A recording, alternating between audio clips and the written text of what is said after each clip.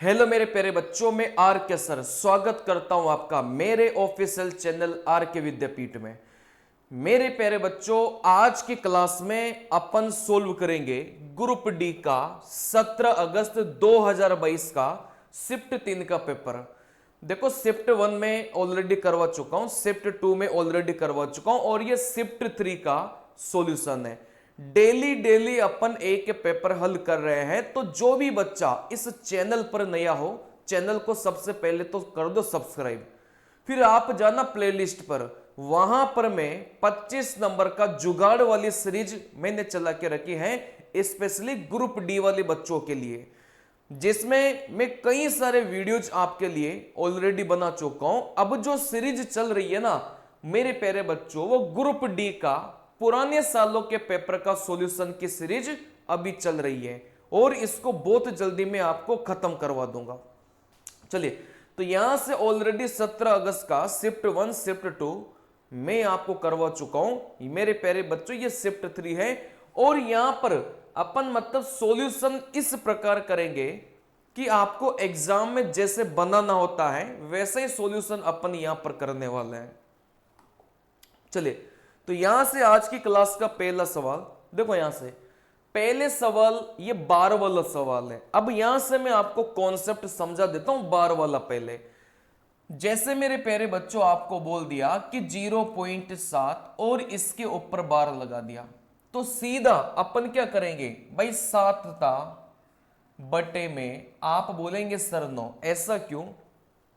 जो भी संख्या है उसको लिखो, नीचे कितनी बार 9 लिखेंगे जितने आपके बार हैं। यहां से मैं लिख देता हूं,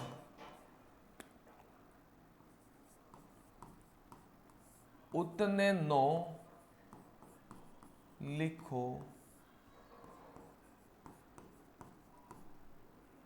जितनी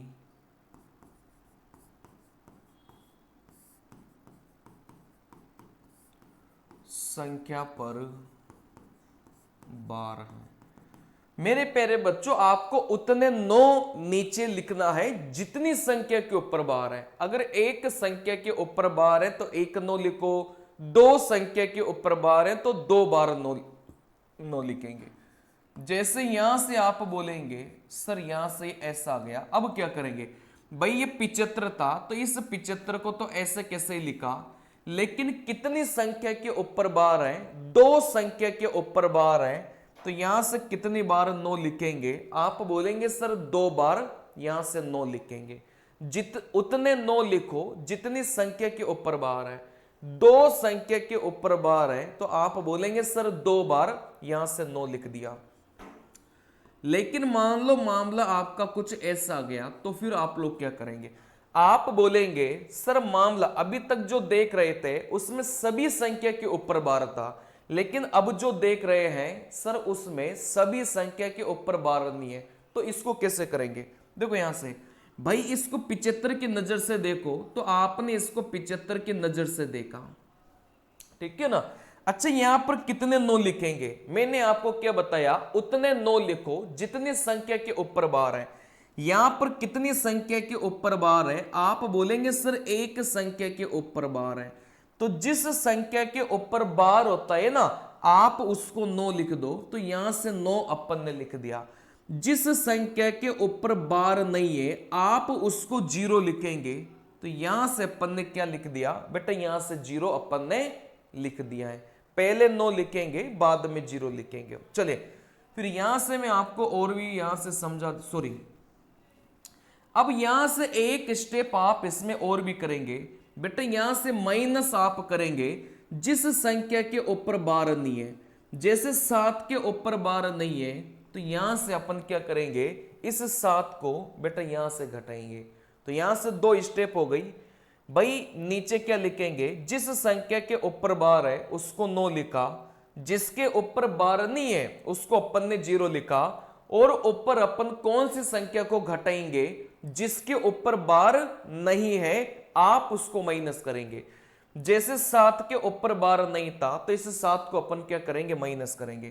तो आप बोलेंगे सर 75 में से 5 गया, 70 2, आप बोलेंगे सर यहां से 68 बटे में क्या जाएगा यहां से 90 आ जाएगा, ठीक है ना।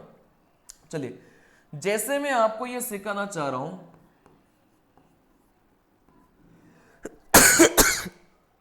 चलिए मैं आपको ये सिखाना चाह रहा हूं भाई इसको कैसे करेंगे।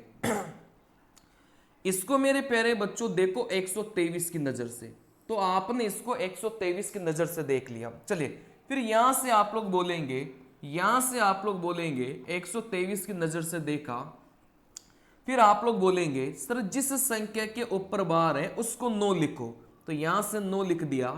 और जिस संख्या के ऊपर बार नहीं है ना उसको 0 लिखो। जैसे इसके ऊपर बार नहीं था 0, इसके ऊपर बार नहीं था 0, तो यहां से कितने 0 आ गए, यहां से 2 0 आ गए। फिर यहां से अपन माइनस किसको करते हैं, जिसके ऊपर बार नहीं है। आप बोलेंगे सर इस 12 के ऊपर बार नहीं था, तो यहां से 12 को अपन क्या करेंगे सर, यहां से घटाएंगे, बस इतना ही कॉन्सेप्ट है। तो यहां से कितना हो गया, आप बोलेंगे सर यहां से 111 बटे में, यहां से कितना हो गया मेरे प्यारे बच्चों, यहां से 111 बटे में 900 निकल के आ गया, ठीक है ना। चलिए अब यहां से ये सवाल है, देखो बहुत आसान है, अपन क्या करेंगे डायरेक्ट, कभी भी ऐसा मत करना कि 16 और 15 को जोड़ा 31 और उसमें से 13 को माइनस किया सर 18, ऑप्शन में नजर नहीं आ रहा, तो ऐसा कभी आपको नहीं करना, ठीक है ना। आपको एक एक को हल करना है।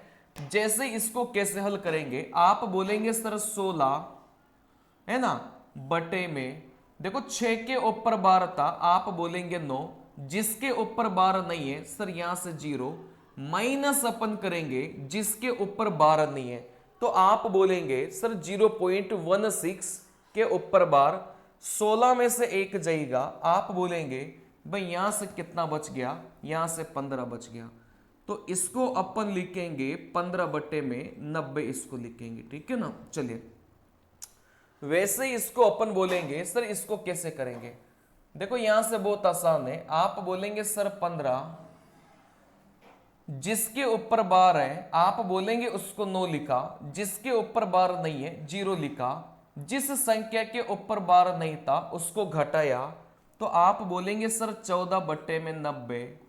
वैसे आप बोलेंगे सर 0.13 को 12 बटे में, यहां से अपन ने 90 लिख दिया, ठीक है ना। चलिए अब आपको इतना तो पता ही होगा कि नीचे वाली संख्या अगर समान है, नीचे वाली संख्या अगर समान है तो वो नीचे वाली संख्या वैसे के वैसे ही आ जाती है। आई बात समझ में। चलिए फिर आप ऊपर वाले को कर लो, जैसे 15 और 14 को अपन ने जोड़ा, क्योंकि बीच में प्लस का निशान था, 15 और 14 को जोड़ा, आप बोलेंगे सर 29 मिला, उस 29 में से 12 को घटाएंगे, तो यहां से कितना मिला बेटा 17 मिला। तो इस सवाल का जो करेक्ट उत्तर है वो आप बोलेंगे भाई 17 बटे में 90 निकल के आ गया। क्लियर है बात। चले तो यहां से चीजें मैंने आपको सिखाई सिंपल की, आप लोग कॉन्सेप्ट भी साथ साथ में सीखते हुए चलिएगा। अगला सवाल देखो, यहां से अगले सवाल में क्या बोला गया था कि दी गई आकृति, एक आकृति अपन को देख के रखा है जिसमें अपन को बोला गया था भाई एबीसी एबीडी के बराबर है। कभी भी ऐसी बात आई ना, जैसे मान लो बी ए सी और यहां से ए सी डी, चले तो इसका क्या मतलब हो गया, इसका मतलब हो गया कि त्रिभुज बी ए सी में जो कोण ए है, त्रिभुज ए सी डी में जो कोण सी है, वो आपस में क्या है मेरे प्यारे बच्चों बराबर है। आई बात समझ में। तो यहां से ये जो लिखा रहता है ना, इसमें ये जो बीच वाले कोण होते हैं ना ये बराबर होता है, इसका मतलब ये होता है।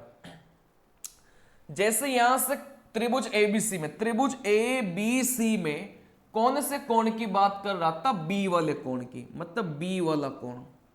आई बात समझ में। चले त्रिभुज ए बी डी में, त्रिभुज ए बी डी में कौन से कोण की बात कर रहा था सर, यहां से बी वाले की, मतलब यहां से बी। अब अपने पास में दो त्रिभुज है, अपने पास में दो त्रिभुज है, तो जिसमें से सर ये वाला जो कोण है ना इस वाले के बराबर आ गया। आई बात समझ में। चले फिर यहां से बोला गया था सर BC बराबर BD हो गया, BC बराबर BD मतलब बी से लेकर सी, मतलब सर ये वाली जो भुजा है बी डी, मतलब सर इस वाली भुजा के बराबर हो गया। ठीक है ना। चलिए सवाल में बोला गया था कि त्रिभुज सी ए बी, त्रिभुज सी ए बी सर्वांग समता। देखो दो चीजें होती हैं, अगर ऐसा बोला जाए तो ये तो होता है सिमिलर ट्रायंगल होता है, ठीक है ना। चलिए समरूपता जिसको बोला जाता है, और यहां से ऐसा बोला जाए ये होता है सर्वांग समता होता है। चलिए देखो यहां से समरूपता की जब भी बात करेंगे तो एक प्रकार से किसी भी त्रिभुज को समरूप कब बोलेंगे, जब दो कोण बराबर हो जाए। किसी भी दो त्रिभुज को समरूप अपन तब बोल सकते हैं जब दो कोण बराबर हो जाए, ठीक है ना। चलिए अच्छा किसी भी त्रिभुज को सर्वांग समता कब बोलेंगे, सब कुछ बराबर होना चाहिए, सब कुछ बराबर, सब कुछ बराबर होना चाहिए, तीनों कोण भी बराबर होना चाहिए और तीनों भुजा भी बराबर होनी चाहिए, तब जाकर अपन बोलेंगे कि सर वो त्रिभुज कौन सा त्रिभुज था, बेटा सर्वांग समता था। चलिए अच्छा ये बात आपको पता है कि नहीं है, कौन सी वाली बात, जैसे मान लो जैसे मैं आपको बोलता हूं, जैसे मैं आपको बोलता हूं कि सर ये वाली जो भुजा है ना, और यहां से आप बोलेंगे सर ये वाली भुजा है।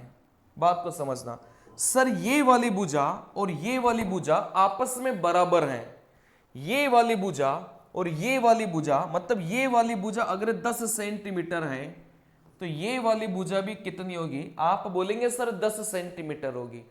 अगर किसी भी दो अलग अलग त्रिभुज में भुजा अगर समान हो तो उनके सामने के कोण भी बराबर होता है। जैसे ये भुजा इसके सामने का कोण आप बोलेंगे सर ये भुजा इसके सामने का कोण सर ये, तो ये दोनों कोण भी बेटा क्या होंगे, बराबर होंगे। जैसे ये 50 डिग्री है तो फिर इसको भी कितना होना पड़ेगा, 50 डिग्री होना पड़ेगा, ठीक है ना। चलिए तो किसी भी दो भुजा अलग अलग त्रिभुज में अगर दो भुजा समान है उनके सामने के कोण भी बराबर होंगे।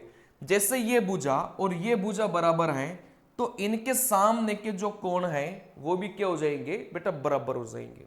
चलिए अच्छा अपन को तो क्या बताना था, सी ए बी। अब इसको लिखने का तरीका देखना, कोण सी के बराबर कौन सा कोण है, आप बोलेंगे सर कोण सी के बराबर में कौन सा कोण है ये तो मुझे नहीं पता, लेकिन कोण ए के बराबर में आप जैसे इधर 3 नाम है तो इधर भी आपको 3 ही नाम भरना है। बात आई समझ में, जैसे सी ए बी है तो इधर भी आपको 3 ही नाम भरना है। अब यहां से आपको समझ में आ गया कि सर यहां से बी वाला बी के बराबर है। देखो ये जो बी वाला है ना ये तो बी के बराबर है, तो आप बोलेंगे सर इधर तीसरे नंबर पर बी है तो इधर भी तीसरे नंबर पर बी आ जाएगा। आ गई बात समझ में भाई। अपन को क्या करना है, सर्वांग समता में एक बात ध्यान रखिएगा कि सब कुछ बराबर होना चाहिए। आई बात समझ में, लेकिन अपन को पहचानना तो पड़ेगा भाई कौन किसके बराबर है। जरूरी नहीं कि सी वाला सी के बराबर हो, बी वाला बी के बराबर हो, ऐसा कोई जरूरी नहीं है। यहां से इसने साफ साफ बोल दिया कि बी वाला बी के बराबर है, तो ये जो बी वाला इस बी के बराबर है अपन ने यहां पर लिख दिया। तो लास्ट में तो बी आएगा, तो लास्ट में ए डी, ये वाले तो वैसे गलत हो जाएंगे। लास्ट में क्या आएगा मेरे प्यारे बच्चों, बी निकल के आएगा, ठीक है ना। चलिए और कौन किसके बराबर है, आप बोलेंगे सर ये दो त्रिभुज हैं, दो अलग अलग त्रिभुज में भुजा अगर बराबर है तो उनके सामने के कोण भी बराबर हैं। जैसे ये भुजा बराबर है, ये भुजा बराबर है, तो इस भुजा के सामने वाला कोण ये, इस भुजा के सामने वाला कोण ये, कहने का मतलब इस वाले त्रिभुज में इस वाले कोण को बोलेंगे कोण ए, और इस वाले त्रिभुज में इस वाले कोण को भी बोलेंगे बेटा कोण ए बोलेंगे। मतलब ए और ए भी आपस में बराबर है। यहां पर जो ए था वो भी किसके बराबर था बेटा, ए के बराबर है। तो लास्ट में ए बी आना चाहिए, लास्ट में ए बी। आप बोलेंगे सर इसी ऑप्शन में प्रेजेंट है, और आप बोलेंगे सर ए के बराबर है, बी बी के बराबर है, तो अब क्या बचा सर, डी बचा।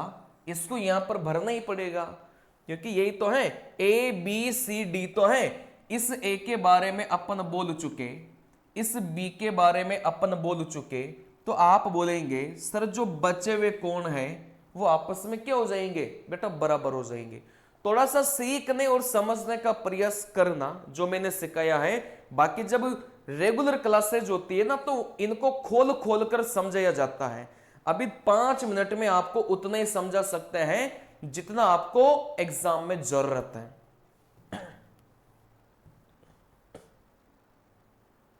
चलिए, अब इस सवाल का सॉल्यूशन कई सारे बच्चे इतने मतलब गलत नहीं सही तरीके से कर रहे हैं, लेकिन वैसे कर रहे हैं कि उनको खुद को ही समझ में नहीं आ रहा। कल को सवाल थोड़ा सा चेंज होके आता है तो फिर आप लोगों को खुद को कम से कम समझ में आए चीजें, वैसा सॉल्यूशन किया करो, ठीक है ना। चलिए, कई सारे टीचर भी सॉल्यूशन वैसे कर, अच्छा ये तो अलग सवाल है ना, ये तो आसान सा सवाल है, इसके बाद वाला सवाल अपन देखेंगे। चलिए देखो, यहां से तो आसान सा था। एक व्यक्ति ने 75,000 की धनराशि 7.5% वार्षिक सॉरी साधारण ब्याज की दर से 6 वर्षों के लिए निवेश की। 6 वर्ष के बाद उसे प्राप्त मिश्र धन क्या होगा। अच्छा, सवाल में मिश्र धन पूछा गया था, तो आप चाहो ना तो डायरेक्ट मिश्र धन भी निकाल सकते हैं। आप बोलेंगे सर कैसे निकाल सकते हैं भाई, एक तरीका मिश्र धन निकालने का यह है कि मूलधन में आप लोग क्या जोड़ दो बेटा, ब्याज जोड़ दो। एक तरीका यह है, आई बात समझ में।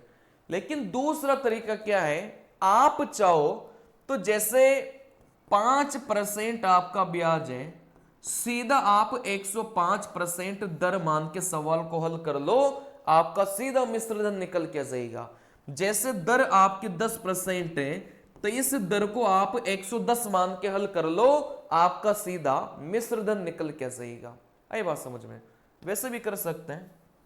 चलिए, आप बोलेंगे सर साधारण ब्याज का सवाल है, तो यहां से जो ब्याज होता है आप बोलेंगे सर मूलधन इंटू दर इंटू समय बटे में क्या होता है बेटा, 100 होता है।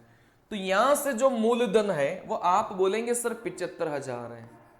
मूलधन आपका 75,000 इंटू दर आपकी कितनी है सर, 7.5%। अच्छा, 7.5 को 15 बटे में 2 लिख सकते हैं क्या, आराम से भाई। 7 सही 1/2 है, 2 इंटू 7 14 प्लस 1 15, इसको 15 बटे में 2 अपन लिख सकते हैं, ठीक है ना। चलिए देखो, यहां से समय आप बोलेंगे 6 है, बटे में अपन क्या करेंगे बेटा, यहां से 100 अपन यहां से करेंगे, ठीक है ना। चलिए, बस यहां से हल करेंगे तो ये ब्याज निकलेगा। उस ब्याज को जैसे मूलधन में जोड़ेंगे तो मिश्र धन अपना निकल के जाएगा। अच्छा, यहां से बताइए कि जो मिश्र धन है वो मूलधन से तो बड़ा होगा ही होगा, तो यहां से ये वाला और ये वाला ऑप्शन तो वैसे कट जाएंगे। तुक्का भी मारना हो तो 2 ऑप्शन तो वैसे कट गए भाई। जो मिश्र धन का मान है ना वो मूलधन से भी बड़ा होगा। आप बोलेंगे सर मिश्र धन तो सबसे बड़ा होता है, क्योंकि मिश्र धन में ब्याज और मूलधन दोनों जुड़ गए, तो जो मिश्र धन है वो मूलधन से भी बड़ा होगा, है ना। चलिए, तो मूलधन जब 75,000 है तो ये 75,000 और ये तो हो ही नहीं सकते। आप बोलेंगे सर जो भी उत्तर आएगा ना वो इन दोनों में से आएगा। चलिए, तो यहां से कर लो। आप बोलेंगे सर 2 0 से 2 0 गया, आप बोलेंगे सर 2 इसको काटेगा 3 बार, ठीक है ना। अब गुणा कर लो। जैसे अपन गुणा करेंगे तो लास्ट के 2 अंक निकाल के भी आप लोग क्या कर सकते हैं, सवाल को हल कर सकते हैं, ठीक है ना। चलिए, फिर भी अपन पूरा करते हैं। अच्छा, यहां से अंतिम अंक निकाल के भी आप लोग क्या कर सकते हैं बेटा, उत्तर निकाल सकते हैं। आप बोलेंगे सर जब इसकी गुणा करेंगे ना तो अंतिम वाला तो जीरो आएगा ही आएगा, क्योंकि मान लो ये जीरो होता ही नहीं, ये जीरो होता ही नहीं, मान लो 75 ही होता, ठीक है ना। चलिए, तो यहां से ये जो लास्ट वाला जीरो है, ये तो इसको कितना भी गुणा कर लो लास्ट में आना है ही। चलिए, लेकिन इस जीरो को अपन ने अलग से लिख दिया। अब अगला अंक क्या आएगा, 3 इंटू 5 15 है ना, 15 का 5, 5 इंटू 5 25। आप बोलेंगे सर यहां से 5 आएगा। मतलब मैं आपको वो तरीका से कर रहा हूं कि अगर पूरा गुणा नहीं करना हो तो फिर आपको कैसे करना है। आप बोलेंगे सर जो अपना ब्याज है ना उसके अंतिम के 2 अंक कितने आ गए, सर 50 आ गया। चलिए, अब यहां से मूलधन कितना था सर 75,000, और यहां से जो ब्याज था उसके अंतिम के 2 अंक अपन को पता है, बाकी वाले से मतलब नहीं है, 0 और 5। सर यहां से जो मिश्र धन होगा ना उसके अंतिम के 2 अंक 50 आएंगे। सर मिश्र धन में अंतिम के 2 अंक कितने आएंगे बेटा, 50 आएंगे। ये मैं वो चीजें सिखा रहा हूं कि कभी कैलकुलेशन में फंसो तो आप लोग बना पाओ, ठीक है ना। चलिए भाई, यहां से अपन ने क्या किया, यहां से सवाल को हल करेंगे तो यहां से इस जीरो को तो अलग से लिख ही दो, क्योंकि लास्ट में जीरो होता है तो वो तो जीरो लास्ट में आएगा ही आएगा, कुछ भी कर लो। इसके अलावा इकाई का अंक लिखो, 3 इंटू 5 15, 15 का 5, 5 इंटू 5 25। आप बोलेंगे सर यहां से इसके अलावा इकाई के अंक में 5 मिल गया। कहने का मतलब ब्याज के लास्ट 2 अंक 50 है, ये आपका मूलधन है। जैसे आप लोग इनको दोनों को जोड़ेंगे तो अंतिम के जो 2 अंक है ना मिश्र धन के, वो 50 आएंगे। अंतिम के 2 अंक 50 एक ही ऑप्शन में था। चलिए, फिर भी मैं यहां से पूरा इसको करके बता देता हूं। 15 पर 75, 15 7 105 और 7 कितना हो जाएगा 112। चलिए, इंटू 3 अपन और भी करेंगे, 5 तिया 15, 3 दूनी 6, 1 7, 11 तिया 33। कहने का मतलब अपना जो ब्याज है वो 3375 आ गया। अब 75,000 में कुछ गड़बड़ हो गया, यहां से जीरो भी आएगा, यहां से जीरो भी आएगा, ठीक है ना। ये 750 था। चलिए, 75,000 मूलधन था, इसको ब्याज में जोड़ेंगे। जैसे ही अपन इसको ब्याज में जोड़ेंगे तो यहां से कितना मिलेगा सर, 0 5 7 8 और यहां से 10। देखो यहां से आप लोग देख सकते हैं भाई, ऑप्शन नंबर सी अपना उत्तर आ चुका है, ठीक है ना। चलिए भाई, यहां से अपन ने ब्याज निकाला, कैलकुलेट करना ही आ जाएगा। इस ब्याज को जैसे मूलधन में जोड़ेंगे तो यहां से मिश्र धन निकल के आ गया। बाकी कोशिश करो कि इससे पहले जो तरीका सिखाया था कैलकुलेशन का, आप लोग उससे बनाया करो। चलिए, अब बच्चों वाले सवाल है ना, करवाने की जरूरत नहीं है। अरुणा की एक छोटी बहन है, कहने का मतलब जो अरुणा है वो बड़ी है, और अरुणा की एक छोटी क्या है बेटा, यहां से बहन है, ठीक है ना। अरुणा की एक छोटी बहन है, अरुणा बड़ी हो गई, और अरुणा की एक छोटी यहां से बहन भी है। चलिए, सवाल में बोला गया था कि सर जिसकी आयु अरुणा से 8 कम है, मतलब ये जो छोटी वाली बहन है ना इसकी आयु 8 वर्ष कम है, तो बड़ी वाली 8 वर्ष ज्यादा हो जाएगी। जैसे मैंने आपको बोला भाई, छोटी वाली 10 साल की है तो बड़ी वाली कितनी हो जाएगी, 18 की हो जाएगी। भाई जब छोटी वाली 8 साल कम है तो बड़ी वाली 8 साल ज्यादा हो जाएगी, ठीक है ना। चलिए, सवाल में बोला गया था कि अरुणा की बहन की आयु, अरुणा की बहन की आयु 18 साल है, तो अरुणा की आयु कितनी हो जाएगी, ये जो अरुणा है ये 8 साल ज्यादा हो जाएगी। जैसे 8 साल ज्यादा करेंगे आप बोलेंगे सर 26 साल, मतलब यहां से ऑप्शन नंबर ए अपना उत्तर निकल के आ जाएगा। चलिए, हाँ, इस सवाल की मैं बात कर रहा था, इस सवाल को थोड़ा वैसे करना ताकि आप लोगों को सॉल्यूशन समझ में आए, और जब दोबारा आप लोगों के पेपर में ऐसे सवाल पूछे जाए तो आप लोग आराम से बना पाए ऐसे सवालों को, ठीक है ना।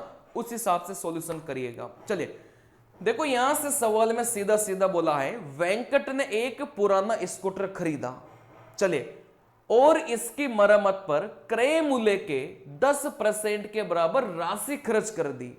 मतलब 100 रुपए अगर क्रय मूल्य था तो 10 रुपए उसने खर्च किया, तो अब उसका जो मूल्य है वो कितना हो गया बेटा, 110 निकल गया। चले, उसने स्कूटर को 2200 के लाभ पर बेचा। मतलब ये जो 2200 है ये अपन को क्या देके रखा है बेटा, लाभ देके रखा है। 2200 पर बेचा तो ये तो विक्रय मूल्य हो जाता, लेकिन 2200 के लाभ पर बेचा तो यहां पर आप बोलेंगे सर ये 2200 आपको लाभ देके रखा है, ठीक है ना। यदि उसे 20% का लाभ हुआ, इस पूरी प्रोसेस में उसको कितने परसेंट का लाभ हुआ बेटा, 20% का। उसने मरम्मत पर कितना पैसा खर्च किया था, और मरम्मत पर मेरे प्यारे बच्चों उसने 10% खर्च किया था। आई बात समझ में। जैसे मैं आपको यहां से बोल दूं भाई पुराना स्कूटर था, आप बोलेंगे सर 100 में खरीदा, ऐसा मान लो भाई 100 में उसने खरीदा, लेकिन 10% इसका 10% मरम्मत पर खर्च किया, तो आप बोलेंगे सर उस स्कूटर की जो वैल्यू है ना, अब यहां से कितनी निकल गई सर, 110 निकल गई। ऐसा ही तो बोलेंगे अपन। सर शुरुआत में जिससे भी लिया होगा मान लो 100 का था, लेकिन 10% इसने मरम्मत पर खर्च किया, तो इस 100 का 10% इसने मरम्मत पर खर्च किया, अब वो स्कूटर कितना बन गया सर, 110 का बन गया। मरम्मत कराने के बाद में जो पैसा होता है ना, उसी को बोलेंगे अपन क्रय मूल्य, उसी को बोलेंगे। आए बात समझ में। ये भी क्रय मूल्य ही है, लेकिन ये शुरुआत वाला क्रय मूल्य है, और ये क्रय मूल्य वो क्रय मूल्य है जो अपना लाभ और हानि को डिसाइड करेगा। आई बात समझ में। ये वो क्रय मूल्य है बाद वाला जो अपना लाभ और हानि को डिसाइड करेगा। आई बात समझ में। चलिए, मतलब लाभ हानि की जो भी कहानियां चलेगी ना, इस बाद वाले क्रय मूल्य के अनुसार चलेगी। तो यहां से सवाल क्या बन गया, शुरुआत में कोई ना कोई मूल्य था, उसने कुछ पैसा खर्च किया, तो जो नया मूल्य निकल के आया वो उसका क्रय मूल्य होगा, और वही डिसाइड करेगा लाभ होगा कि हानि होगी, ठीक है ना। चलिए, लेकिन उसने मरम्मत पर जो पैसा खर्च किया ना, वो इसका 10% किया है। आई बात समझ में। इस वाले मूल्य का 10% उसने क्या किया बेटा, मरम्मत पर खर्च किया है। चलिए, अब इस बंदे ने क्या किया, इस बंदे ने क्या किया कि इस स्कूटर को उसने बेच दिया बेटा, लाभ पर बेचा। और कितने लाभ पर बेचा, वो सवाल में बोला गया था सर उसने मरम्मत कराने के बाद में भी उसने 2200 रुपए का क्या कमा लिया बेटा, लाभ कमा लिया। सवाल में उसने यही पूछा है कि मरम्मत पर कितना खर्च किया था। मतलब इस वाले का 10% अगर अपन निकाल लेते हैं, तो आप बोलेंगे सर अपन को मरम्मत पर कितना खर्च किया बेटा, ये मिल जाएगा, ठीक है ना। चले, अब यहां पर बहुत आसान है। आप बोलेंगे सर ये जो 2200 अपन को दे के रखा था परसेंटेज में, इसी का मान कितना दे के रखा है बेटा, 20% दे के रखा है। ये जो 2200 अपन को दे के रखा है, ये अपन को परसेंटेज में कितना दे के रखा है बेटा, 20% दे के रखा है। आई बात समझ में।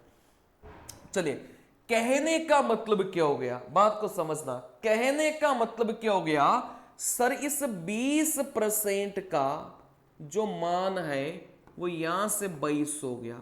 इस 20% का मान 22 हो गया, तो इस 1% का जो मान है वो यहां से कितना हो जाएगा बेटा, 110 हो जाएगा। अगर 1% का मान 110 हो गया, तो 100% का मान कितना हो जाएगा बेटा, यहां से 11,000 हो जाएगा। मतलब इस वाले मूल्य का जो मान है वो आप बोलेंगे सर कितना निकल के गया, 11,000 निकल के गया। क्योंकि 20% के हिसाब से जो भी अपन 100% का मान निकालेंगे वो ये निकल के आएगा, ये वाला निकल के नहीं आएगा। अभी मैं एक और तरीके से समझाऊंगा, अगर ऐसे समझ में नहीं आता तो, ठीक है ना। चलिए, फिर आप बोलेंगे है ना, फिर यहां से करो सर 110 का मान 11,000 है ना। अब यहां से करो सर इस 110 का मान कितना है बेटा 11,000 है, तो यहां से एक का मान कितना हो गया, आप बोलेंगे सर 100 हो गया। अगर एक का मान 100 है तो फिर 10 का मान कितना हो जाएगा, क्योंकि मरम्मत पर उसने कितना परसेंट खर्च किया था बेटा 10% खर्च किया था, तो इस 10 का मान मेरे प्यारे बच्चों 1,000, जो कि कौन से नंबर के ऑप्शन में है, ऑप्शन नंबर बी में प्रेजेंट है। तो ये तो मैंने वो तरीका लगा दिया जो शायद आपको समझ में भी नहीं आया होगा, ठीक है ना। मैं आपको इस सवाल को और सिंपल बनाने की कोशिश करूंगा। देखो यहां से बात को समझना है ना, बात को समझो। चलिए, अच्छा मैंने क्या बताया था, मैंने ये बताया था कि जो भी लाभ हानि डिसाइड करेगा ना वो इस मूल्य पर करेगा, बाद वाले पर। जो भी लाभ हानि होगा वो बाद वाले मूल्य पर होगा। आई बात समझ में। चले, तो सीधा सीधा कॉन्सेप्ट क्या है कि इसको 100 नहीं मानकर अपन 100x मानेंगे, इसको 110 नहीं मानकर अपन क्या मानेंगे बेटा 110 मानेंगे। आई बात समझ में। चलिए, अब सवाल में क्या बोला गया था, सवाल में बोला गया था कि उसको 20% का लाभ हुआ, और लाभ और हानि हमेशा कौन से मूल्य पर होगा, ये बाद वाले मूल्य पर होगा। चलिए, कहने का मतलब 110x और इसका जो 20% है वो अपन को लाभ हो गया, इसका 20% का लाभ अपन को हुआ, और यहां से जो लाभ है वो कितना दे के रखा था बेटा 2200 दे के रखा था। आई बात समझ में। यही तो बोला इस सवाल में कि क्रय मूल्य का जो 20% है ना वो आपका लाभ हुआ, तो इस लाभ का मान तो 2200 अपन को दे दिया, बराबर इस क्रय मूल्य का मान देखो यहां से 110x दे दिया, और यहां से 20%, यही तो लिखा ही मैंने, ठीक है ना। चले, क्योंकि जो भी लाभ हानि होगा ना वो बाद वाले क्रय मूल्य पर होता है, पहले वाले पर नहीं होता। फिर आप लोग यहां से काटेंगे सीधा सीधा, सर 2 जीरो से 2 जीरो काटा, 11 इंटू 2 22, इसको काटेगा सर 100, यहां से x का मान कितना आ गया सर, यहां से 100 निकल के आ गया। जैसे x का मान 100 यहां पर रखेंगे ना, आप बोलेंगे सर ये वाला मूल्य कितना हो जाएगा बेटा, यहां से 10,000 हो जाएगा, और यहां से मरम्मत पर 10% का खर्चा किया था, लेकिन किसका 10%, आप बोलेंगे सर स्टार्टिंग वाले मूल्य का 10%। जैसे स्टार्टिंग वाले मूल्य का 10% निकालेंगे तो आप बोलेंगे सर कितना निकल के आ गया बेटा, यहां से 1,000 निकल के आ गया। आप लोग ऐसे भी जा सकते हैं, ऐसे भी कर सकते हैं, ठीक है ना। चलिए अगला सवाल देखो, यहां से अगले सवाल में क्या बोला गया था, एक व्यक्ति 3 घंटे में 80 किलोमीटर की यात्रा करता है, और वह आगे और 2 घंटे की यात्रा और भी करता है। यदि पूरी यात्रा के लिए औसत चाल 30 किलोमीटर प्रति घंटा है, तो बाद के 2 घंटों में तय की गई दूरी ज्ञात करो। चलो देखो, यहां से आप बोलेंगे सर स्टार्टिंग के जो 3 घंटे थे, स्टार्टिंग के जो 3 घंटे थे उसमें कितने किलोमीटर चला सर, 80 किलोमीटर चला। चले सर, यहां से अगले 2 घंटे वो और भी यात्रा करता है, लेकिन यहां पर कितनी दूरी चलेगा यही मुझे निकालना था। और यहां से औसत जो चाल थी, यहां से जो सर औसत चाल थी, औसत चाल वो आप बोलेंगे बेटा कितना दे के रखा है, 30 किलोमीटर प्रति घंटा दे के रखा है। अच्छा, यहां से आपको ये तो बात समझ में आती होगी कि जो औसत चाल है बेटा वो क्या होता है। आप बोलेंगे सर कुल दूरी में अपन किसका भाग देंगे, कुल समय का भाग देंगे। ये चीजें तो आपको पता होनी चाहिए कि औसत चाल कैसे निकालेंगे, कुल दूरी में कुल समय का अपन भाग देंगे। चलिए, अच्छा सवाल में क्या क्या देके रखा है, सवाल में कुल समय देके रखा है। जैसे 3 घंटा यहां लगा, 2 घंटे यहां लगा, तो 3 और 2 मिलाकर 5 कुल समय अपन को देके रखा है। तो आप बोलेंगे सर यहां से जो औसत चाल है वो सवाल में 30 दिया, बराबर में सर यहां से जो कुल दूरी है वो अपन को नहीं दे के रखा, बटे में सर यहां से जो कुल समय है ना वो 3 और 2 सर 5 दे के रखा है। सर इस 5 को यहां से उठाकर इधर गुणा करेंगे तो यहां से क्या आपको ये बात समझ में आ गई क्या कि कुल दूरी कितनी निकल के आ गई? 150 निकल के आ गई। मतलब कुल दूरी 150 निकल के आ गई, इसमें से 80 यहां पर था, तो ये वाली दूरी कितनी हो जाएगी बेटा? 70 हो जाएगी। तो आप बोलेंगे सर यहां से 70 निकल के आ जाएगी, ठीक है ना। अब यहां से कभी भी ऐसा सवाल आए ना तो हमें ऐसा ध्यान रखना, जब भी कुल दूरी निकालनी, अच्छा दूरी बराबर क्या होता है? आप बोलेंगे सर चाल इंटू समय होता है, ठीक है ना। दूरी बराबर चाल इंटू समय होता है, लेकिन बात आ जाए कुल दूरी की तो यहां पर फिर चाल नहीं आएगी, यहां पर आएगी बेटा औसत चाल, और यहां पर समय नहीं आएगा, यहां पर आएगा कुल समय। आई बात समझ में? मतलब औसत चाल को कुल समय से गुणा करेंगे, कुल दूरी निकल के आ जाएगी। तो आप बोलेंगे सर इस सवाल को फिर ऐसे बनाओ ना, ये फॉर्मूले वॉर्मूले लगाने की जरूरत कहां आ रही है। आप बोलेंगे भाई कुल दूरी कैसे निकालेंगे? भाई दूरी बराबर चाल इंटू समय, लेकिन चाल लिखेंगे औसत वाली, चाल लिखेंगे औसत वाली इंटू समय लिखेंगे कुल समय। 3 और 2 सर कुल समय 5, तो यहां से 150 किलोमीटर। सर पूरा का पूरा 150 है, जिसमें 80 आगे वाला है, तो 70 आपका क्या हो जाएगा बेटा? पीछे वाला हो जाएगा। आई बात समझ में?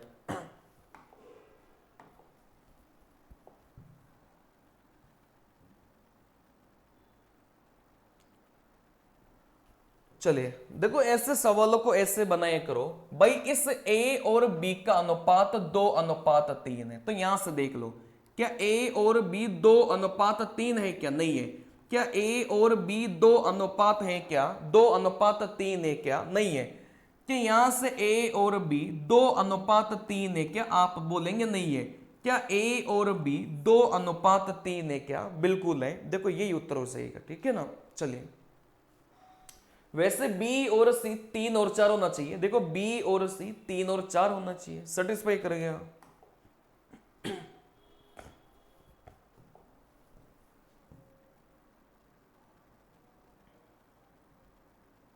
चलिए देखो, यहां से टाइम एंड वर्क का सवाल है ना, बढ़िया सवाल है। आप कई सारे बच्चे इसको मतलब बनाने में गलतियां करते हैं कि कॉन्सेप्ट ही पता नहीं होते आप लोगों को।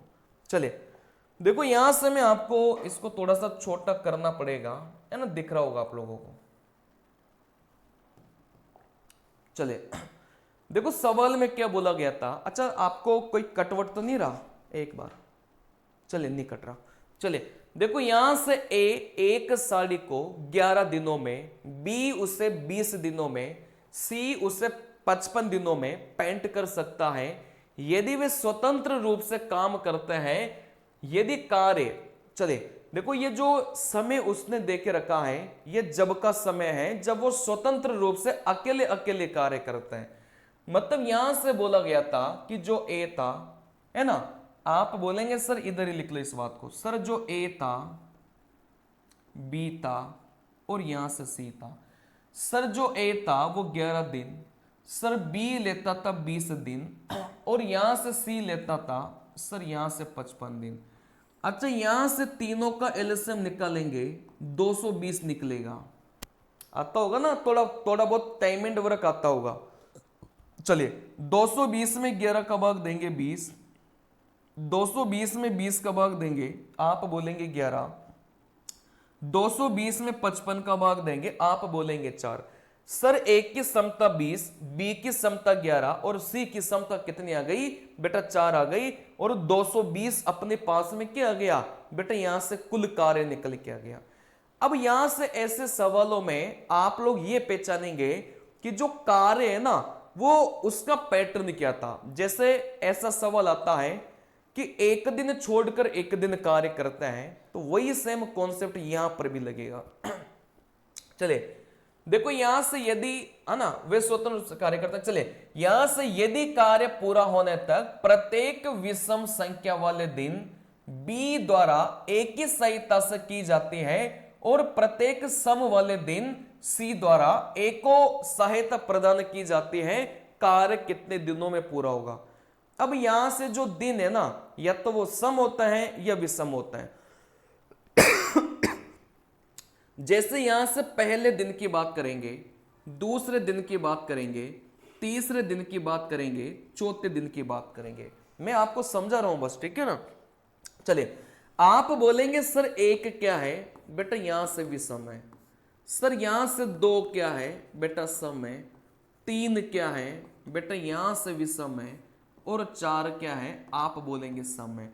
अच्छा, विषम वाले दिन कौन कौन कार्य कर रहे थे? आप बोलेंगे सर विषम वाले दिन है ना, बी और ए कार्य कर रहे थे।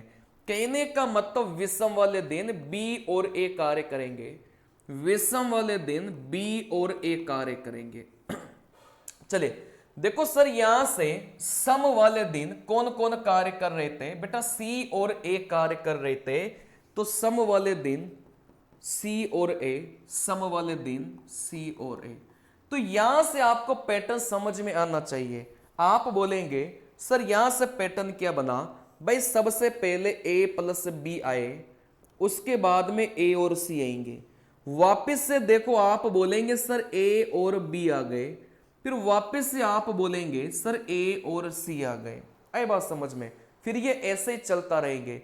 तो यहां से अपन को तो ये पकड़ना है कि यहां से स्टार्टिंग के जो दो दिन थे उसमें किस किसने कार्य किया। आप बोलेंगे सर स्टार्टिंग के पहले दिन तो ए और बी आए, फिर उसके अगले दिन ए और सी आए, वापिस से ए और बी आएंगे, वापिस से ए और सी आएंगे, ठीक है ना। अच्छा, ऐसे सवालों में अपन क्या करता है मेरे प्यारे बच्चों, शुरुआत के 2 दिन का कार्य निकालते हैं। सिखाया था मैंने, ठीक है ना। जब भी ऐसे सवाल आते हैं ना कि मतलब ये आया, फिर ये आए, फिर ये आए, फिर ये आए, फिर ये आए, फिर ये आए, इस प्रकार के सवालों में अपन क्या करते हैं भाई, स्टार्टिंग के 2 दिन का कार्य निकालते हैं। अच्छा, स्टार्टिंग के 2 दिन में कितना कार्य होगा? इनकी समता के बराबर कार्य होगा। हमेशा ध्यान रखना, सर किनकी समता के बराबर? ए प्लस बी प्लस सी के बराबर कार्य होगा क्या? नहीं, आप बोलेंगे सर इनकी समता के बराबर। जैसे पहले दिन ए प्लस बी है, तो ए और बी की मिलाकर समता कितनी हो गई? आप बोलेंगे सर यहां से 33 हो गई, ठीक है ना। वैसे आप लोग बोलेंगे सर यहां से अगले दिन ए और सी मिलकर कार्य करेंगे, तो ए और सी की मिलाकर समता कितनी हो गई? बेटा यहां से 24 हो गई। आई बात समझ में? चले, तो आप बोलेंगे सर एक दिन, पहले दिन इन्होंने कार्य किया, अगले दिन इन्होंने कार्य किया, तो टोटल मिलाकर आप बोलेंगे सर यहां से, टोटल मिलाकर आप लोग बोलेंगे सर यहां से 2 दिनों में कितना कार्य हो गया? बेटा 57 कार्य हो गया, ठीक है ना। तो यहां से 2 दिनों में आप बोलेंगे सर यहां से 57 कार्य हो गया। भाई 2 दिनों में कितना कार्य होगा? ए प्लस बी प्लस सी मत करिएगा, आप यहां से देखिएगा भाई कौन कौन पैटर्न क्या था। स्टार्टिंग में ए प्लस बी आया, तो ए और बी की समता जोड़ लो, आप बोलेंगे सर 31 हो गया। फिर यहां से ए और सी आए, तो ए और सी की समता जोड़ लो, 20 और 4, आप बोलेंगे 24 हो गया। तो इन 2 दिनों में आप बोलेंगे सर यहां से प्लस कर दो, इतना कार्य होगा। सर यहां से 55 आएगा, है ना। इन 2 दिनों में कितना कार्य होगा? बेटा यहां से अपना 55 कार्य हो जाएगा, ठीक है ना। क्योंकि 20 और 11 आप बोलेंगे सर यहां से 31, और यहां से ए और सी आप बोलेंगे 24, दोनों को मिलाएंगे तो यहां से 2 दिनों में कितना कार्य हो गया? 55 कार्य हो गया। चलिए, अब यहां से बात को समझना, इस सवाल में 90% बच्चे गलती कहां पर करते हैं? 90% बच्चे गलती कहां पर करेंगे कि वे डायरेक्ट ही 220 कार्य करवाने की कोशिश करेंगे। कभी कभी सही उत्तर आएगा, कभी कभी गलत आएगा। लेकिन मैंने आपको पहले भी सिखाया कि जो कुल कार्य होता है ना, उसमें हमेशा बड़ी वाली समता को माइनस करना। अब बड़ी वाली समता यहां से मत उठाना, बड़ी वाली समता आप लोग उठाएंगे यहां से जिस पैटर्न में कार्य कर रहे थे। तो 31 और 34 आप बोलेंगे सर बड़ी वाली समता जिस पैटर्न में कार्य कर रहे थे कितनी थी बेटा, 31 थी। इस 31 को माइनस करो तो आप बोलेंगे सर कितना हो गया बेटा, 189 हो गया। 20 घटे 210 घटे 190, एक घटाया 189। तो यहां से अपन को एक बार में कितना कार्य तक जाना है मेरे प्यारे बच्चों, डायरेक्ट 220 तक जाएंगे। उत्तर सही भी आ सकता है, गलत भी आ सकता है। अब कई सारे बच्चे बोलेंगे सर डायरेक्ट ही आप 220 तक चले जाओ ना, तो इधर भी 8 से गुणा किया, इधर भी 8 से गुणा किया, सॉरी इधर भी 4 से गुणा किया, इधर भी 4 से गुणा किया, 220 कार्य 8 दिन, तो आप सीधा 8 दिन टिक मारेंगे। लेकिन यह तरीका कभी कभी काम करता है, कभी कभी नहीं करता। लेकिन यहां से जो तरीका मैं आपको सिखा रहा हूं मेरे प्यारे बच्चों, वो हमेशा कार्य करेगा, ठीक है ना। थोड़ा सा हो सके आपको बड़ा लगे, लेकिन हमेशा कार्य करेगा। चले, तो आप बोलेंगे सर बड़ी वाली समता माइनस करो जिस पैटर्न में कार्य करवा रहे थे, मतलब यहां से एक बार में 189 कार्य तक ही जाना था।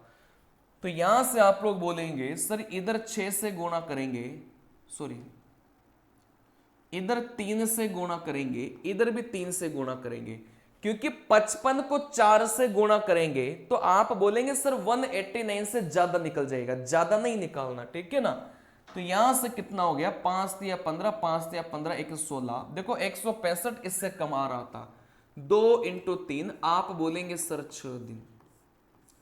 कहने का मतलब 6 दिनों में 165 कार्य अपना क्या हो गया बेटा, यहां से समाप्त हो गया, ठीक है ना।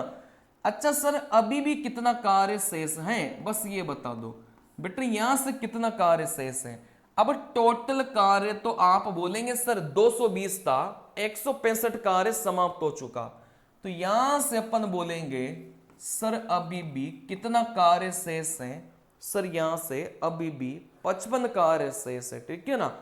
अब इस 55 कार्य को कैसे करवाएंगे, करवाने का तरीका देख लो।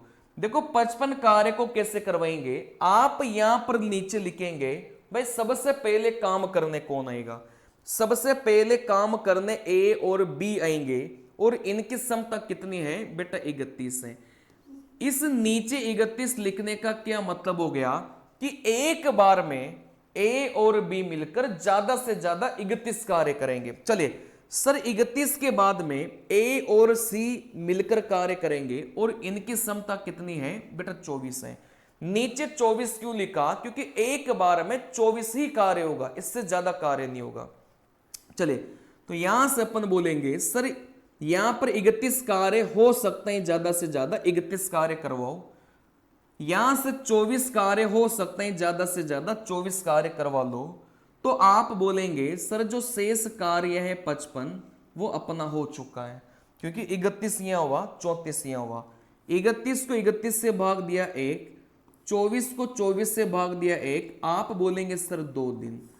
कहने का मतलब 6 दिन तो पहले से लग चुके थे, 2 दिन और भी लगे हैं, टोटल मिलाकर आप बोलेंगे भाई कितने दिन लग गए, यहां से 8 दिन लग गए। ये होता है इस सवाल को करने का प्रॉपर तरीका, जिससे कभी भी उत्तर आपका गलत नहीं आएगा। आई बात समझ में। लेकिन डायरेक्ट ही आप 55 को 4 से गुणा, इस 2 को 4 से गुणा, 8 दिन अपना उत्तर निकल के आ रहा था, इस सवाल में आ गया। लेकिन इसी सवाल में जैसे नंबर चेंज करेगा, अगले में आए कि नहीं आए इसकी कोई गारंटी नहीं है, ठीक है ना। चलिए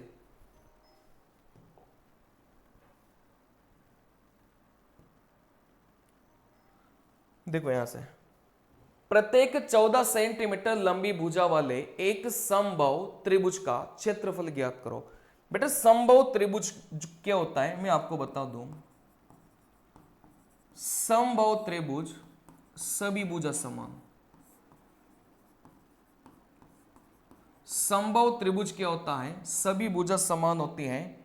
मैं यहां से कुछ कुछ बातें लिख रहा हूं, जैसे इसका जो क्षेत्रफल होता है √3/4 इंटू भुजा, भुजा को मैं ए लिख रहा हूं, मतलब ए का स्क्वायर, ठीक है ना।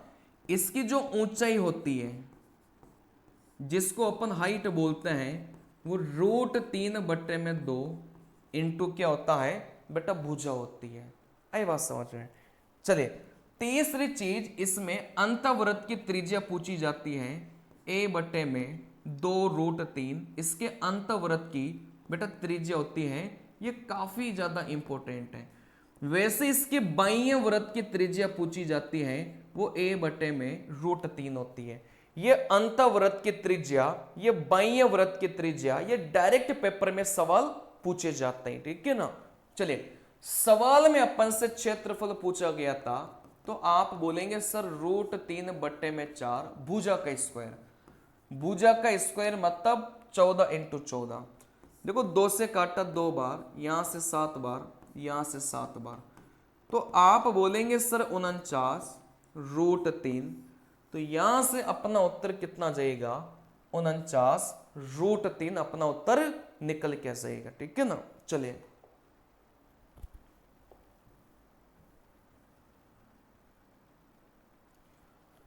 चलिए देखो यहां से 2-3 चीजें हैं। आप बोलेंगे सर जब भी मूलों का योग निकालेंगे तो -b/a कर दो।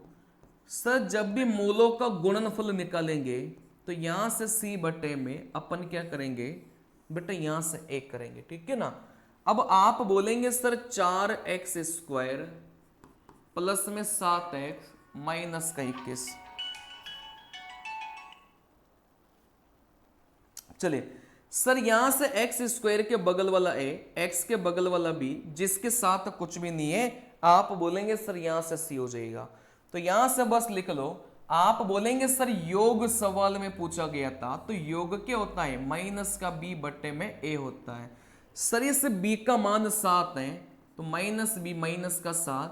सर इस a का मान 4 है तो यहां से 4, माइनस का 4/a में 7। इस सवाल का क्या जाएगा बेटा उत्तर निकल के जाएगा, है ना। आसान आसान सी बात है।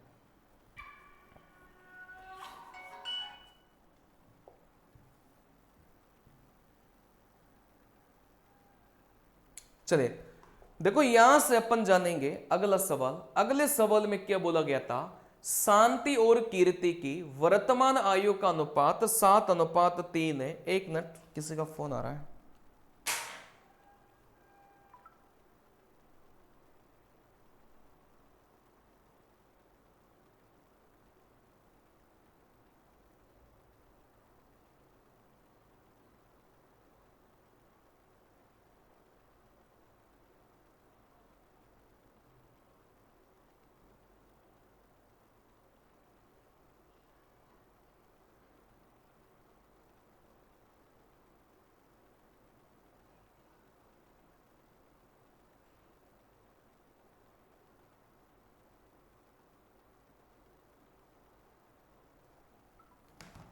चलिए देखो यहां से शांति और कीर्ति की वर्तमान आयु का अनुपात 7:3।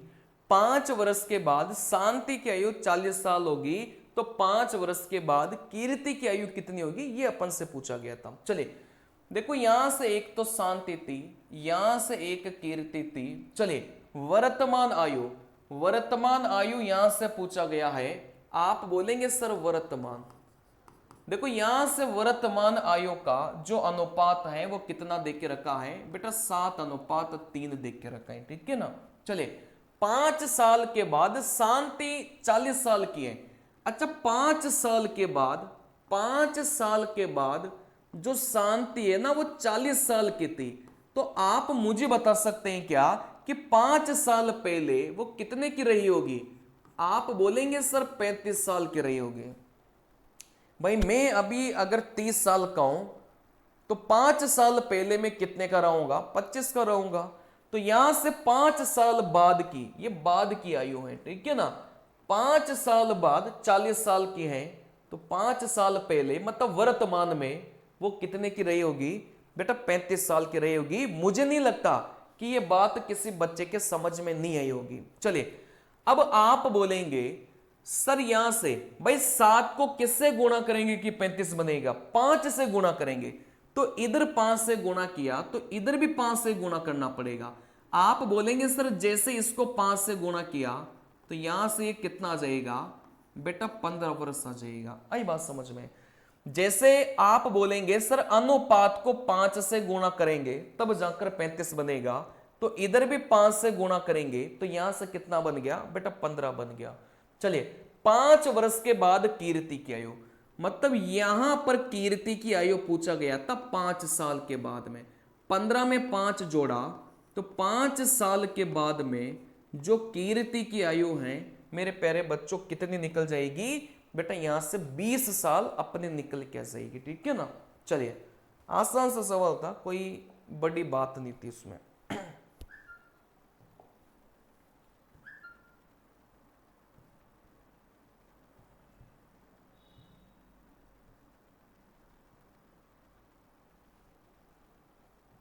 चलिए देखो ये भी वही सवाल है, एक दिन छोड़कर एक दिन वाला।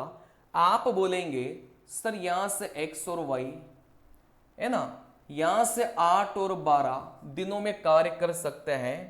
वैकल्पिक मतलब एक दिन छोड़कर एक दिन, कार्य की शुरुआत किसने किया बेटा? x ने किया। चलिए तो यहां से आप लोग बोलेंगे सर पहले तो यहां से कुल कार्य 24, यहां से 3 और यहां से 2। अब यहां से पैटर्न समझना, पहले x आया फिर y आएगा, फिर x आएगा फिर y आएगा। अच्छा x की समता कितनी है बेटा? यहां से 3 है। और y की समता कितनी है बेटा? 2 है। कहने का मतलब शुरुआत के 2 दिनों में कितना कार्य होगा बेटा? 5 कार्य होगा। यही तो मैंने सिखाया था कि स्टार्टिंग के 2 दिनों में कितना कार्य होगा, इनकी समता के बराबर होगा जिस पैटर्न में ये कार्य करता है। ये एक दिन छोड़कर एक दिन वाले सवाल हैं, पेपर में पूछे जाता है। तो यहां से सबसे पहले आप लोग निकालेंगे 2 दिन का कार्य, 2 दिनों में कितना कार्य हो जाएगा, इनकी समता के बराबर कार्य हो जाएगा। अब यहां से मुझे बताओ क्या एक ही बार में 24 कार्य तक लेकर जाए क्या? नहीं, ये गलती कभी मत करना। बड़ी वाली समता को माइनस करेंगे, 24 में से बड़ी वाली समता को माइनस करो और बड़ी वाली समता यहां से मत लेना, जिस पैटर्न में कार्य कर रहे थे वहां से लेना है। तो यहां से बड़ी वाली समता 3, इसको माइनस करेंगे, आप बोलेंगे सर 21। तो एक बार में 21 तक ही लेके जाना है, मतलब 5 को किससे गुणा करे सर? 4 से गुणा करना पड़ेगा, तब जाकर 21 के आसपास पहुंच जाएगा। कभी भी आपको 21 से ज्यादा नहीं करवाना, ठीक है ना? तो यहां से आप बोलेंगे सर 20 कार्य, और यहां से कितना हो गया बेटा? 8 दिन। तो यहां से 8 दिनों में 20 कार्य समाप्त हो गया, ये मुझे पता चल गया। अच्छा यहां से शेष कार्य कितना बचा है? अब शेष कार्य इसके हिसाब से नहीं लिखना, क्योंकि टोटल कार्य तो 24 था ना, 24 में से 20 कार्य समाप्त हो गया बेटा। शेष कार्य कितना बचा है? 4 शेष कार्य बचा है। अच्छा शेष कार्य को कैसे करवाएंगे?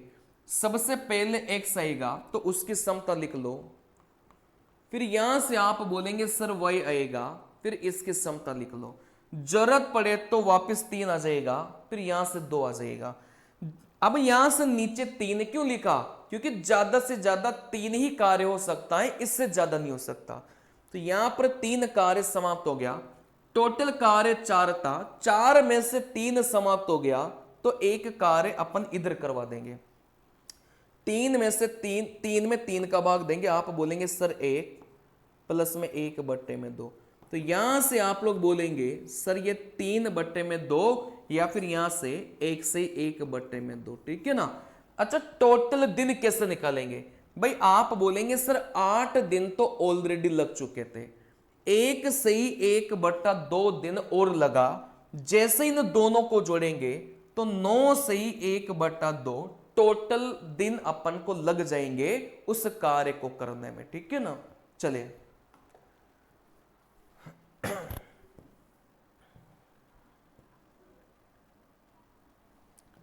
चलिए देखो यहां से अपन जानेंगे, एक व्यक्ति 100 मिनट तक 20 मीटर प्रति मिनट की चाल से चलता है और 50 मिनट तक 70 70 मीटर प्रति मिनट की चाल से चलता है, उसकी औसत चाल ज्ञात करो। अच्छा, सवाल में क्या बोला गया था? औसत चाल। बेटा औसत चाल क्या होती है?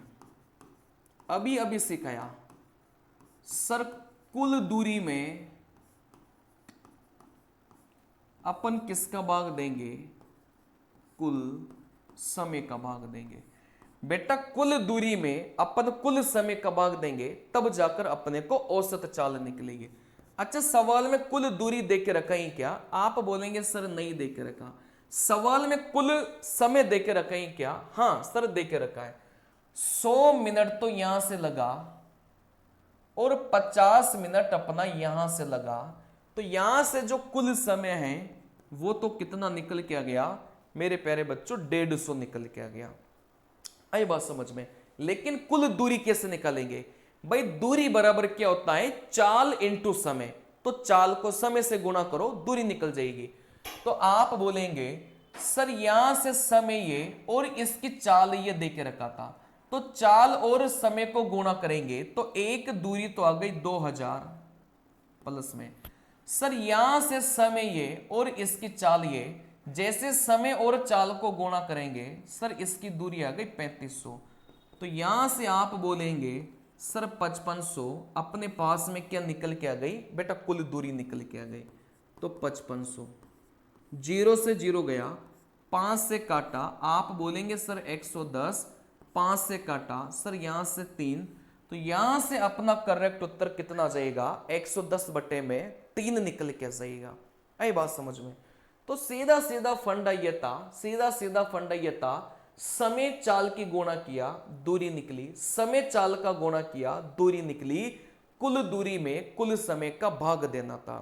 ग्रुप डी का पेपर बहुत ज्यादा कठिन नहीं आया था, आराम से 25 में से 25 नंबर लाए जा सकते थे।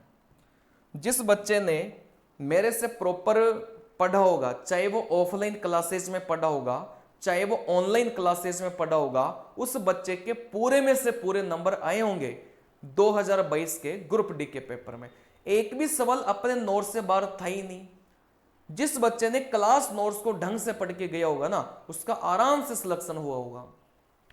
चलिए देखो, यहां से आप बोलेंगे सर x बट्टे में y 3/2। अब यहां से कुछ मत करा करो, x के सामने 3 है और y के सामने 2 है, तो x का मान 3 मान के चलो और y का मान कितना मान लो? बेटा 2 मान लो।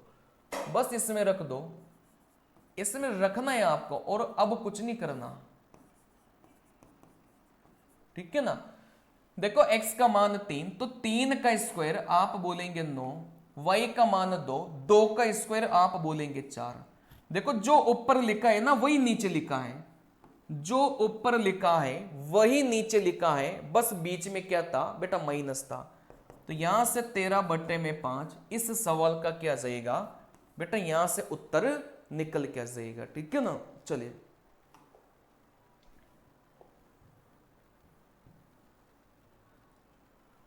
अब आयु वाला चैप्टर इतना फेवरेट टॉपिक है ना रेलवे का, और आयु वाले टॉपिक को तो उन्होंने सिलेबस में नहीं दे के रखा, लेकिन ये अनुपात में काउंट हो जाता है। इस वजह से आयु वाले चैप्टर से तो सवाल आना है ही, 101% आता है।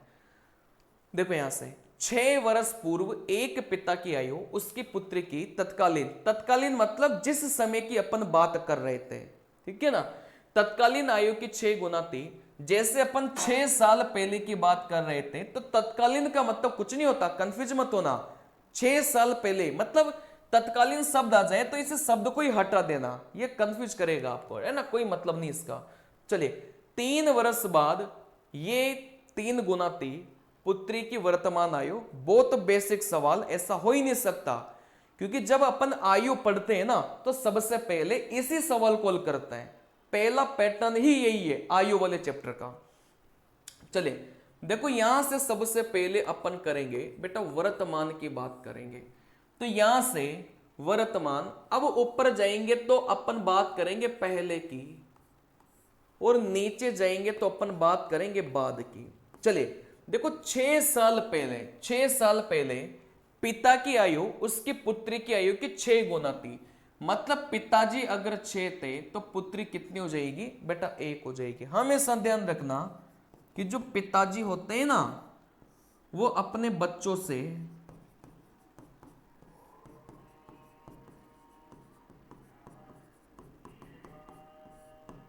बड़े होंगे। जो पिताजी होते हैं वो बच्चों से बड़े ही होंगे। तो कभी भी 3 गुना बोले तो आप बोलेंगे सर 3 गुना 3 अनुपात 1, बड़ा वाला हमेशा पिताजी होगा और छोटा वाला हमेशा क्या होंगे बेटा बच्चे होंगे। इसमें कभी कंफ्यूज मत होना, ठीक है ना। चलिए तो यहां से 6 अनुपात 1 लिखा। अब कंफ्यूज मत होना, 6 पिताजी हैं और 1 उनकी पुत्री हो जाएगी, पुत्री छोटी रहेगी। चलिए फिर यहां से बोला गया था सर 3 वर्ष बाद वर्तमान से हमेशा चीजों को लेकर चलना होता है। जैसे 6 वर्ष पहले बोला तो ये भी वर्तमान से लेकर चलो, 3 वर्ष बाद बोला ये भी वर्तमान से लेकर चलो। हमेशा चीजों को वर्तमान से लेकर चलना होता है। 3 वर्ष बाद देखो ये 3 गुना देके रखा है, मतलब यहां पर अनुपात 3 गुना 1 हो गया। पुत्री की वर्तमान आयु अपन से पूछा गया था, तो यहां से कौन सा तरीका लगाता है सर, सबसे पहले अंतर को बराबर करो। 6 और 1 का अंतर 5, 3 और 1 का अंतर 2। सबसे पहले अंतर बराबर करना होता है, ठीक है ना भाई। इन दोनों का अंतर 5, इन दोनों का अंतर 2। अब इस 5 और 2 को बराबर करना होता है। बराबर करने का तरीका बहुत आसान है, इस नीचे वाले की गुणा ऊपर कर दो और ऊपर वाले की गुणा नीचे कर दो। ऐसा करने से बराबर हो जाएगा। तो नीचे आपने 5 से गुणा किया, ऊपर आपने 2 से गुणा किया, लेकिन पूरे को गुणा करना है। जैसे 2 की गुणा पूरे से करो आप बोलेंगे 12, 2 की गुणा 1 से करो आप बोलेंगे 1, 2, ठीक है ना। चलिए फिर यहां से इस पुराने अनुपात का कोई मतलब नहीं है। 5 की गुणा 3 से करो 15, 5 की गुणा 1 से करो 5। पुराने अनुपात का मेरे प्यारे बच्चों कोई लेना देना नहीं है, कोई वास्ता नहीं है। अब यहां से इतना करने के बाद में आप बोलेंगे सर 1 इकाई का मान निकालो। बेटा 1 इकाई का मान कैसे निकालेंगे आप, ये जो दोनों अनुपात है ना इनके समय का गैप रखेंगे, ऊपर रखेंगे। जैसे दोनों अनुपात के बीच में समय का कितना गैप है सर, 6 साल ऊपर है 3 साल नीचे है, तो समय का गैप कितना हो गया बेटा 9 हो गया। अब नीचे आप लोग क्या लिखेंगे, अनुपात में गैप लिखेंगे। जैसे 12 और 15 का गैप कितना हो गया, आप बोलेंगे 3 हो गया। आप चाहो तो इधर से निकाल लो, 2 और 5 का गैप कितना हो गया बेटा 3 हो गया। तो ऊपर लिखो समय का गैप, नीचे लिखो अनुपात का गैप। तो 9 में 3 का भाग दिया, तो यहां से 1 इकाई का मान कितना हो जाएगा बेटा 3 निकल के जाएगा, ठीक है ना। चलिए अब यहां से आप चाहे ऊपर वाले अनुपात से उत्तर निकाल लो चाहे नीचे वाले से निकाल लो, कोई फर्क नहीं पड़ेगा। पुत्री का पूछा गया था तो आप बोलेंगे सर पिता ये थे और पुत्री ये थी। अगर 1 इकाई का मान 3 है, आप बोलेंगे सर 2 इकाई का मान कितना हो जाएगा बेटा 6 वर्ष हो जाएगा। लेकिन ये जो 6 वर्ष है ना, आप बोलेंगे सर 6 साल पहले का है। जैसे वर्तमान में आएंगे 6 और जोड़ेंगे तो इस पुत्री की वर्तमान जो आयु है वो कितनी निकल के आ जाएगी, 12 साल निकल के आ जाएगी। क्योंकि ये जो अनुपात है ये 6 साल पहले की आयु को दर्शाएगा। तो 6 साल पहले 6 वर्ष, जैसे वर्तमान में आएंगे 6 जोड़ेंगे तो यहां से आयु कितनी हो जाएगी बेटा, यहां से 12 निकल के आ जाएगी, ठीक है ना। चलिए देखो आयु वाले 3 सवाल थे इस एक ही शिफ्ट में, तो आयु वाला चैप्टर कितना इंपॉर्टेंट है समझ सकते हैं। राम की आयु 55 साल है और सोम की आयु 25 साल है। आप बोलेंगे सर यहां से राम हो गया, शॉर्ट फॉर्म में लिखा करो, यहां से सोम हो गया। चलिए सर यहां से अगर कुछ नहीं बोला, मतलब वर्तमान की बातें कर रहा था, सर ये 55 है और यहां से कितना है बेटा 25 है। कितने वर्ष पहले, मतलब पहले का अपन को बताना है, कितने साल पहले राम की आयु सोम की आयु की 3 गुना होगी। मतलब ये 3 गुना कितने साल पहले होगी ये अपन को निकालना है, ठीक है ना। चाहो तो ऑप्शन से भी जा सकते हो, ठीक है ना, ऑप्शन से भी जा सकते हो। जैसे मैं बता देता हूं, जैसे अपन मान के चलेंगे सर 10 साल पहले, जैसे वर्तमान में 55 था तो 10 साल पहले 45, वर्तमान में 25 है, 10 साल पहले 15। क्या ये जो राम था वो सोम का 3 गुना आ गया क्या? बिल्कुल आ गया। तो ऐसा किस ऑप्शन ने करके दिया? ऐसा अपन को ऑप्शन नंबर 3 ने करके दिया। लेकिन कुछ बच्चे बोलेंगे सर पूरा करके बताओ, पूरा करके बता देंगे, ठीक है ना।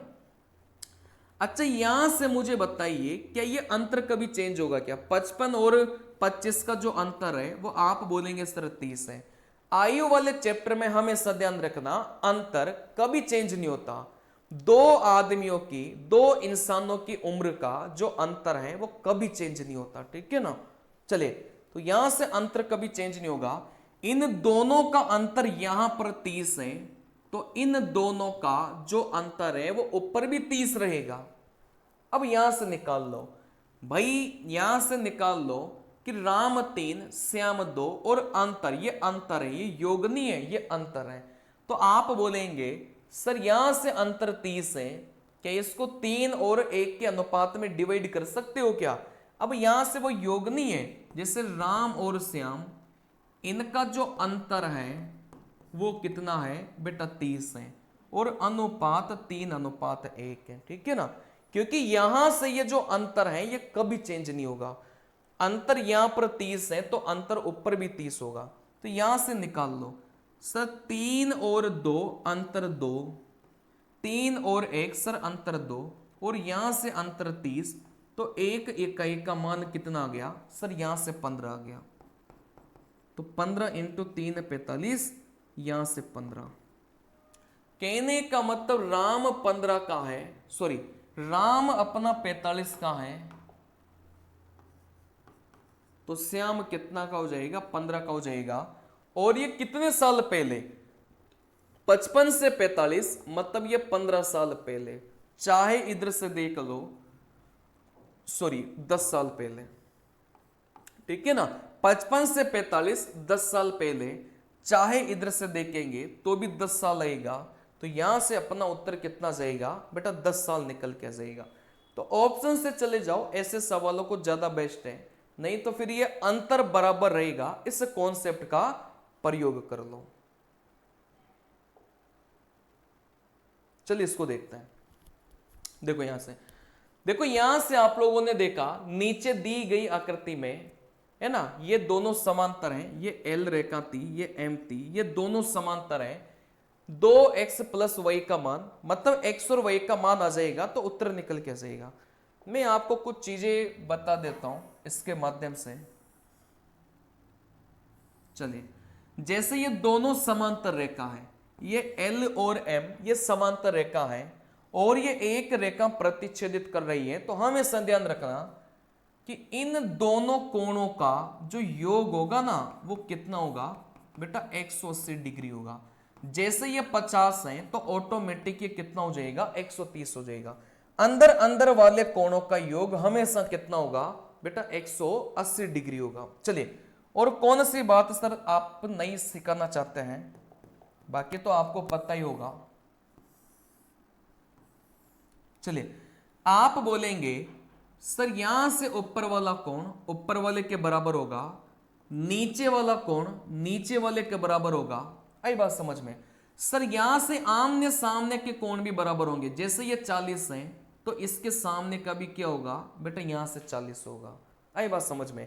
और कहीं पर भी अगर ये जेड बनता है तो ये कोणे भी आपस में क्या होता है बेटा? बराबर होता है, ठीक है ना। जैसे यहां पर जेड कहां बनेगा सर? यहां पर जेड ये बनेगा, तो ये दोनों भी बराबर हो जाएंगे। ये 40 है तो ये भी क्या हो जाएगा बेटा? 40 निकल के जाएगा। चलिए, तो यहां पर यही करेंगे। सर यहां से x का मान कैसे निकालेंगे भाई? अंदर अंदर वाले कोणों का योग कितना होता है सर? 180 डिग्री होता है, तो x का मान तो 75 आ गया भाई। अंदर वाले कोणों को जोड़ोगे ना तो 180 आना चाहिए। 105 ये है तो 75 इसको ना पड़ेगा। 180 में से 105 घटाएंगे 75 आ जाएगा। चलिए, सर ये 60 है तो इसके सामने का भी क्या 60 होगा क्या? बिल्कुल होगा। और अंदर अंदर वाले कोणों का योग कितना होगा सर 180 होगा। ये 60 है तो फिर ये कितना हो जाएगा सर 120 हो जाएगा। अंदर अंदर वाले का योग 180 होता है। 2x प्लस वाई का मान निकालना था, 2x प्लस वाई। सर यहां से x का मान तो 75 आ गया और यहां से y का मान कितना आ गया बेटा 120 आ गया। तो यहां से 150 प्लस में 120 आप बोलेंगे 270। ठीक है ना, आसान सा था, बस कॉन्सेप्ट क्लियर होने चाहिए, सवाल आसान ही होता है। चलिए लास्ट सवाल बचा है, एलसीएम एचसीएफ का सवाल है। एलसीएम एचसीएफ भी आता ही आता है, ऐसा हो ही नहीं सकता एलसीएम एचसीएफ का सवाल पेपर में नहीं है। ठीक है ना, चलिए देखो यहां से बोला गया था दो संख्याओं का एचसीएफ 7 है, उनका एलसीएम 434 है। यदि उनमें से एक संख्या 14 है, दूसरी संख्या क्या हो जाएगी। आपने ये तो पढ़ा ही होगा कि एलसीएम इंटू एचसीएफ बराबर में पहली संख्या इंटू दूसरी संख्या। ये मोस्ट इंपोर्टेंट नियम है जो बार बार पेपर में पूछा जाता है। एलसीएम को एचसीएफ से गुणा करो बराबर में, दोनों संख्याओं को गुणा करो आपस में बराबर होता है। सर एचसीएफ 7 है, मसप 7 है और एलसीएम 34 है, 434 है, एलसीएम 434 है बराबर। सर एक संख्या 14 है, मतलब पहली संख्या 14 है तो दूसरी संख्या अपन को निकालना था। बेटा 7 इसको काटेगा 2 बार, 2 इसको काटेगा 217 बार, तो यहां से अपना करेक्ट उत्तर कितना हो जाएगा 217 हो जाएगा। चलिए अगर आप इस चैनल पर नए हो और मेरे को पहली बार देखा हो तो इस चैनल को पहले तो कर लो सब्सक्राइब और प्लेलिस्ट में जाइएगा, ग्रुप डी की कंटिन्यूस सीरीज मैंने चला के रखा है, उस सीरीज को फॉलो कर लो। 25 नंबर आपके कहीं नहीं गए, सब कुछ करवा दूंगा मैं। ठीक है ना, चलिए अब जो भी बच्चे एनटीपीसी की तैयारी कर रहे हैं, क्योंकि सीबीटी 2 के बाद में साइको का एग्जाम होगा, आपके लिए कंप्लीट साइको इस चैनल पर निःशुल्क फ्री में मैं आपको पढ़ाऊंगा। ठीक है ना, नमस्कार मेरे प्यारे बच्चों, मिलते हैं अगली क्लास में, तब तक के लिए नमस्कार।